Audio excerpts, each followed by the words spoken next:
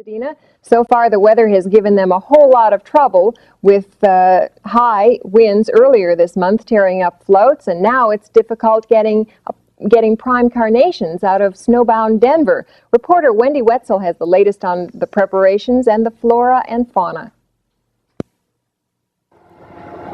This is a cat and mouse story. The cat is propelled by hydraulics, the mouse by propane, and some 200 students from Cal Poly Pomona and San Luis Obispo are propelled by pure enthusiasm. You know, strive for something, and so I want to, make this one the best. It's the 1983 Cal Poly Rose Parade float, entitled While the Cat's at Play, and it's taking shape here on Rosemont Avenue in Pasadena, despite some major catastrophes. And with this year's economy, for instance, our steel donors, approximately, give or take 7 or 8 out of 10 donors said, no, we can't donate, we can't afford to give to you this year. Cal Poly is one of the few entrants this year that does not hire professional float builders. That means that a $100,000 float can be built for $20,000.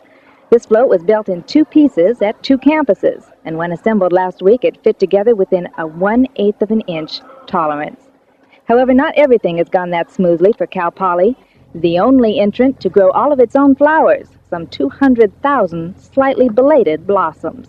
With all the rain and wind we had, we lost about a full day of flower processing. We lost 1 full day way to move it. So right now, I'd say we're probably 12 hours behind. How are you making up that time? 24-hour work. Well, we figure we should be caught up by mid-morning tomorrow morning. And what kind of shape will you be in? I'll be wide awake. That's Cal Poly determination, a streak of steel in those student backbones. And watch out New Year's Day, because this baby also has some steel. She has claws. This is Wendy Wetzel in Pasadena for Channel 9 News. It's a recreation of a crazy tabletop scene. Judy earlier has made a tape of this float. You're not going to believe the work and the effort and energy that went into this, and I think we've got that tape ready to roll. Who is the chairman of this year's Cal Poly float, right? Right, from Pomona.